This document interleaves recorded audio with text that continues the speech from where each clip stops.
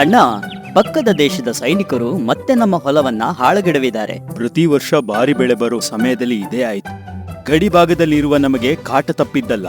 ಅದಕ್ಕೆ ಈ ಊರವರೆಲ್ಲ ಊರ್ ಬಿಟ್ಟು ಬೇರೆ ಊರಿಗೆ ಹೋಗೋ ಯೋಚನೆ ಮಾಡ್ತಿದಾರ ಅಣ್ಣ? ಹೋ ಹೌದು ರೀ, ಎಲ್ಲರೂ ಅದೇ ಮಾತಾಡ್ಕೋತಿದ್ರು. ಎಲ್ರೂ ಊರು ಖಾಲಿ ಮಾಡ್ತಾ ಇದ್ದಾರಂತಾದ್ರೆ ನಾವಿದ್ದು ಏನ್ ಮಾಡೋಣ? ನಾವು ಊರು ಬಿಡೋಣ. ಕಷ್ಟಪಟ್ಟು ಕೆಲಸ ಮಾಡೋರಿಗೆ ಯಾವ ಊರಾದ್ರೇನು.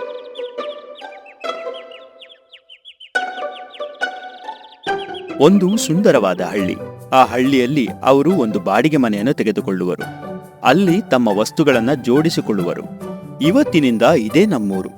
ನಾನು ಈ ಊರಿನ ಮಕ್ಕಳಿಗೆ ಪಾಠ ಹೇಳಿಕೊಡ್ತೀನಿ. ಲಕ್ಷ್ಮಿ, ನೀನು ನಿನಗೆ ಬರೋ ಸಂಗೀತವನ್ನ ಹೇಳಿಕೊಡು. ಅದರಿಂದ 4 ಕಾಸು ಸಂಪಾದನೆ ಮಾಡಿ ಆ ದುಡ್ಡಲ್ಲಿ ಚಿಕ್ಕ ಹೊಲ, ಒಂದು ಸ್ವಂತ ಮನೆ ತೆಗೆದುಕೊಳ್ಳೋಣ. ಹೌದು ಅಣ್ಣ, ನನಗಂತೂ ಓದು ತಲೆಗೆ ಹತ್ತಲಿಲ್ಲ. ನಾನು ಹೊಲದಲ್ಲಿ ಕೆಲಸ ಮಾಡ್ತೇನೆ, ನೀನು ಮಕ್ಕಳಿಗೆ ಪಾಠ ಮಾಡು. ಅತ್ಗೆ, ನೀನು ಮಕ್ಳಿಗೆ ಸಂಗೀತ ಹೇಳ್ಕೊಡು, ನಾನು ಮನೆ ಕೆಲ್ಸ ನೋಡ್ಕೊಳ್ತೇನೆ. ಓರ್ವ ಹೆಂಗಸು ತನ್ನ ಮಗನನ್ನ ಕರೆದುಕೊಂಡು ರಾಮಣ್ಣನ ಮನೆಗೆ ಬರುವಳು. ಲಕ್ಷ್ಮಿ ಜಗಲಿಯಲ್ಲಿ ಮಕ್ಕಳಿಗೆ ಸಂಗೀತ ಹೇಳಿಕೊಡುತ್ತಿರುವಳು. ಲಕ್ಷ್ಮಕ್ಕ, ಇವತ್ತಿನಿಂದ ನನ್ನ ಮಗನನ್ನ ನಿಮ್ಮ ಹತ್ರ ಸಂಗೀತ ಪಾಠಕ್ಕೆ ಕಳಿಸ್ತೀನಿ. ಹಾಗೆ ರಾಮಣ್ಣನ ಹತ್ರ ಗಣಿತವನ್ನು ಕಲೀಲಿ. ಹಾಗೇ ಆಗ್ಲಿ ಅಕ್ಕ.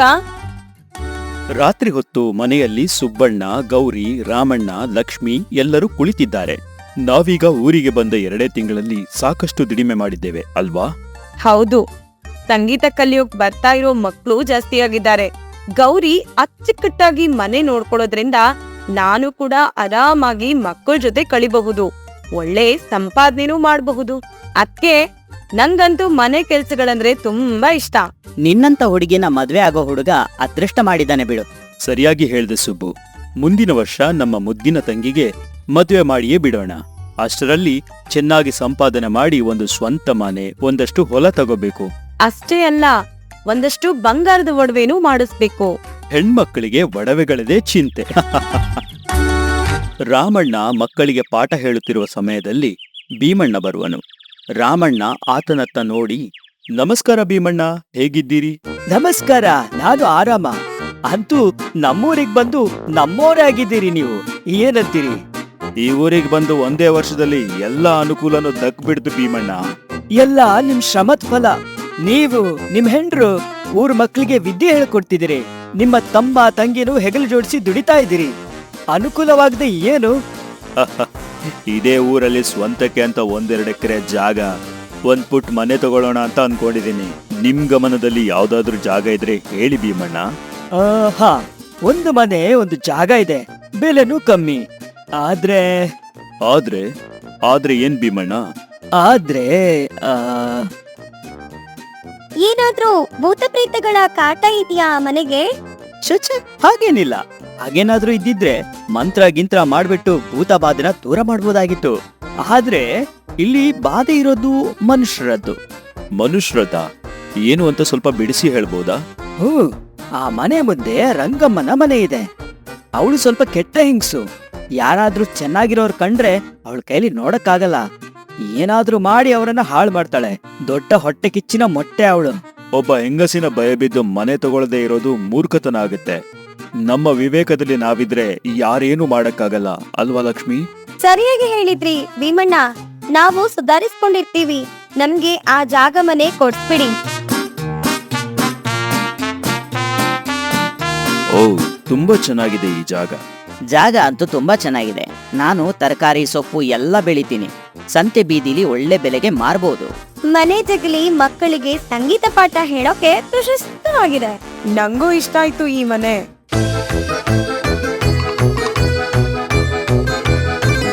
ಓಹೋ, ಇನ್ಮೇಲೆ ಈ ಮನೆಯಲ್ಲಿ ಇರೋರು ನೀವೇನಾ?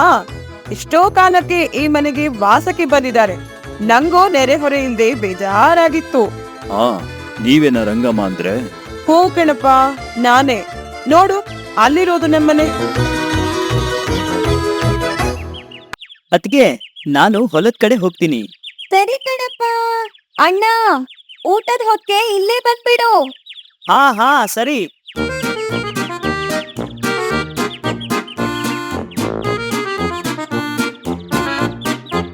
ಸುಬ್ಬಣ್ಣ ಹೊಲದಲ್ಲಿ ಗಿಡಗಳಿಗೆ ನೀರುಡಿಸುತ್ತಿರುವನು. ಅಲ್ಲಿಗೆ ಬರುವ ಸೋಮಣ್ಣ. ಏನ್ ಸುಬ್ಬಣ್ಣ, ಹೊಲ ಎಲ್ಲ ಹಸಿರಸಿರಾಗಿ ನಳನಳಿಸ್ತಾ ಇದೆ. ನಿನ್ನ ಶ್ರಮಕ್ಕೆ ಇದು ಸಲ್ಲಬೇಕಾದ್ದೆ. ಆದ್ರೆ ನಿನ್ನಷ್ಟು ಶ್ರಮ ಪಡೋರು ಬಾರಿ ಕಮ್ಮಿ ಬಿಡು. ಅಯ್ಯೋ, ಅದ್ರಲ್ಲಿ ಶ್ರಮ ಏನ್ ಬಂತು?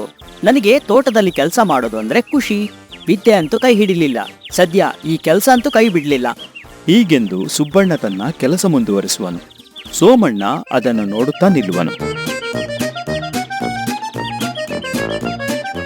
ಏನ್ ಗೌರಿ, ಮುಗಿತಾ ಎಲ್ಲ ಕೆಲ್ಸ? ಓ ರಂಗಮ್ಮನವ್ರೆ, ಚಿಕ್ಕ ವಯಸ್ಸಿನಲ್ಲೇ ಮನೆ ಸಂಭಾಳಿಸ್ತೀಯಾ? ನಿನ್ನ ಅತ್ತಿಗೆ ನೋಡಿದ್ರೆ ಹಾಡ್ ಹೇಳ್ಕೊಂಡು ಕಾಲ ಕಳೀತಿದ್ದಾಳೆ. ಅಯ್ಯಯ್ಯೋ, ಹಾಗನ್ಬೇಡಿ. ನಮ್ಮತ್ಗೆ ದೇವತೆ. ಮುಂದಿನ ವರ್ಷ ನನಗೆ ಮದ್ವೆ ಮಾಡ್ಬೇಕು ಅಂತ ಯೋಚಿಸಿದ್ದಾರೆ. ಅದಕ್ಕೆ ಕೆಲ್ಸ ಕಲ್ತ್ಕೊಳ್ಳಿ ಅಂತ ಎಲ್ಲಾ ಕೆಲ್ಸ ನನ್ ಮೇಲೆ ಹೊರಿಸಿದ್ದಾರೆ. ಬಾಳ ಮುಕ್ತಿ ಕಣಮ್ಮ ನೀನು. ನಾನ್ ಹೇಳಿದ್ದು ನಿನಗೆ ಅರ್ಥ ಆಗಲ್ಲ ಬಿಡು. ಸಂಜೆಯಾಗುವುದು.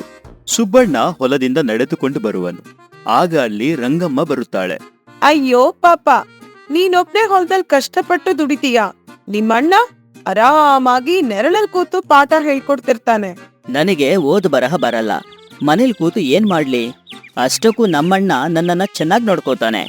ಸರಿ ಬಿಡು, ನಾನ್ ಹೇಳಿದ್ದು ನಿನಗೇನ್ ಅರ್ಥ ಆಗುತ್ತೆ. ಗೌರಿ ಅಡುಗೆ ಮನೆಯಲ್ಲಿ ಇರುತ್ತಾಳೆ. ಕಿಟಕಿಯಿಂದ ರಂಗಮ್ಮ ನೋಡುತ್ತಾಳೆ. ನಿನ್ನತ್ನ ನಾದ್ನಿ ಸಿಗ್ಬೇಕಾದ್ರೆ ನಿನ್ನ ಅತ್ತಿಗೆ ಅದೃಷ್ಟ ಮಾಡಿರ್ಬೇಕು. ದುಡ್ಡು ಕೊಟ್ರು ನಿನ್ ತರ ಕೆಲ್ಸ ಮಾಡೋರು ಈ ಕಾಲದಲ್ಲಿ ಸಿಗಲ್ಲ.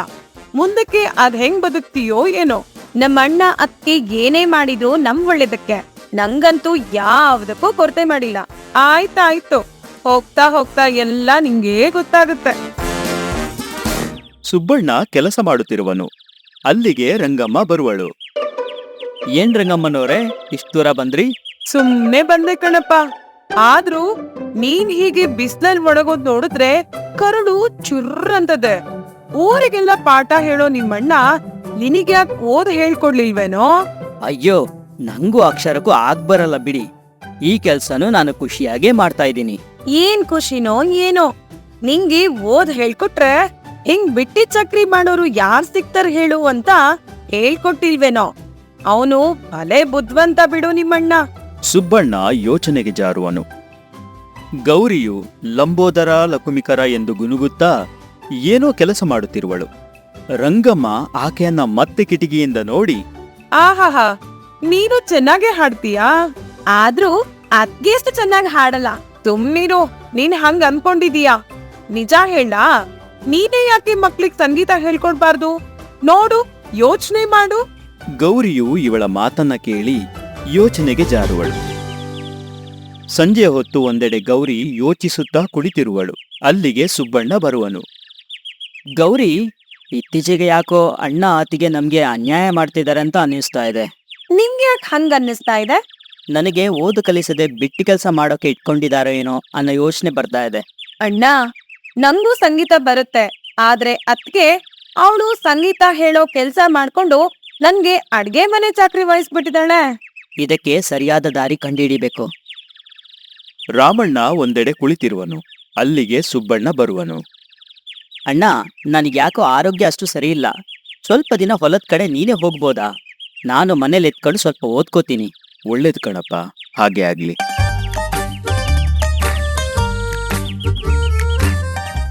ಸೂರ್ಯೋದಯವಾಗುತ್ತದೆ. ರಾಮಣ್ಣ ಮನೆಯಿಂದ ಹೊರಡುತ್ತಾನೆ. ಲಕ್ಷ್ಮಿ, ಸುಬ್ಬಣ್ಣನಿಗೆ ಮೈ ಸರಿ ಇಲ್ವಲ್ಲ, ನಾನೇ ಹೊಲದ ಕಡೆ ಹೋಗಿ ಬರ್ತೀನಿ.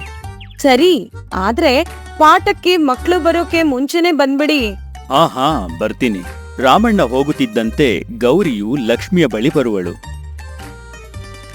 ಅದ್ಕೆ ನಂಗೆ ಮನೆ ಕೆಲ್ಸ ಮಾಡಿ ಮಾಡಿ ಬೇಜಾರಾಗಿದೆ. ಇನ್ಮೇಲೆ ಮನೆ ಕೆಲ್ಸ ನೀನ್ ಮಾಡು, ಮಕ್ಳಿಗ್ ಸಂಗೀತ ನಾನ್ ಹೇಳ್ಕೊಡ್ತೀನಿ. ಆಯ್ತು ಗೌರಿ, ನಾಳೆಯಿಂದ ನೀನೇ ಪಾಠ ಹೇಳ್ಕೊಡು. ರಾಮಣ್ಣನ ಮನೆಯ ಮುಂದೆ ಮಕ್ಕಳು ನೆರೆದಿರುವರು, ಗದ್ದಲ ಮಾಡುತ್ತಿರುವರು. ಅಲ್ಲಿಗೆ ಲಕ್ಷ್ಮಿಯೂ ಬರುತ್ತಾಳೆ. ಮಕ್ಳೇ, ಗಲಾಟೆ ಮಾಡ್ಬೇಡಿ. ರಾಮಣ್ಣ ಮಾಮ ಹೊಲಕ್ ಹೋಗಿದ್ದಾರೆ. ಅಲ್ಲಿವರೆಗೆ ನೀವ್ ತಂದಿರೋ ಪುಸ್ತಕ ಓದ್ತಾ ಕೂತ್ಕೊಳ್ಳಿ. ಅಷ್ಟರಲ್ಲಿ ಅಲ್ಲಿಗೆ ಬರುವ ರಾಮಣ್ಣನನ್ನು ನೋಡಿ ಲಕ್ಷ್ಮಿಯು, ನೋಡಿ, ಈ ಮಕ್ಕಳ ಗಲಾಟೆ. ಹೊಲದಿಂದ ತುಂಬಾ ತಡವಾಗಿ ಬಂದ್ರಿ. ಹೌದು ಲಕ್ಷ್ಮಿ, ಎಲ್ಲಾ ಗಿಡಗಳಿಗೆ ನೀರು ಹಾಕಿ ಬರುವಷ್ಟರಲ್ಲಿ ಇಷ್ಟು ಹೊತ್ತಾಯ್ತು. ಮೈಕೈ ಬೇರೆ ನೋವು. ಇವತ್ತು ಪಾಠ ಮಾಡೋ ಮನ್ಸಿಲ್ಲ. ಮಕ್ಕಳೇ, ಇವತ್ತು ನಿಮಗೆ ರಜೆ, ನಾಳೆ ಬನ್ನಿ, ಸರಿನಾ? ಮಕ್ಕಳು ಖುಷಿಯಿಂದ ಅಲ್ಲಿಂದ ಹೋಗುವರು. ಲಕ್ಷ್ಮಿ, ಇವತ್ತು ನನಗೆ ಹೊಲಕ್ಕೆ ಬೇಕಾಗೋ ಗೊಬ್ಬರ ತರೋಕೆ ಸಂತೆಗೆ ಹೋಗ್ಬೇಕು.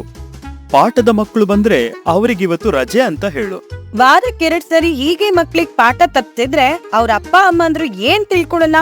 ಇತ್ತೀಚೆಗೆ ಯಾಕೋ ಸಂಗೀತ ಪಾಠಕ್ಕೂ ಮಕ್ಳು ಕಡಿಮೆ ಆಗಿದ್ದಾರೆ. ನಮ್ ಸಂಪಾದನೆನೂ ಕಡಿಮೆ ಆಗಿದೆ. ಏನ್ ಮಾಡೋದು ಅಂತ ಗೊತ್ತಾಗ್ತಾ ಇಲ್ಲ.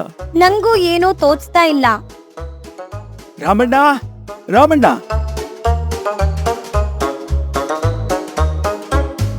ಏನ್ ಯಜಮಾನ್ರೆ? ಇತ್ತೀಚೆಗೆ ನೀವ್ ಹೇಳೋ ಪಾಠ ಸರಿ ಹೋಗ್ತಿಲ್ಲ. ಅದಕ್ಕೆ ನಮ್ಮ ಮಕ್ಕಳನ್ನ ಬೇರೆ ಕಡೆ ಕಳಿಸ್ತೀವಿ. ದಯವಿಟ್ಟು ತಪ್ಪು ತಿಳ್ಕೊಬೇಡಿ. ಲಕ್ಷ್ಮಿ ಅವರೇ, ಹಂಗೆ ನಿಮ್ ನಾದಿನಿ ನಿಮ್ಮಷ್ಟು ಚೆನ್ನಾಗಿ ಮಕ್ಳಿಗೆ ಪಾಠ ಹೇಳ್ಕೊಡಲ್ಲ. ಅದಕ್ಕೆ ಸಂಗೀತ ಪಾಠಕ್ಕೂ ಇನ್ಮೇಲೆ ಕಳ್ಸಲ್ಲ ಅಂತ ಅನ್ಕೊಂಡಿದೀವಿ. ಈ ಘಟನೆಯಿಂದ ರಾಮಣ್ಣ ಲಕ್ಷ್ಮಿ ಇಬ್ಬರು ಚಿಂತಾಕ್ರಾಂತರಾಗುವರು. ರಂಗಮ್ಮ ತನ್ನ ಮನೆಯ ಕಿಟಕಿಯಿಂದ ಇದನ್ನು ನೋಡುತ್ತಾಳೆ.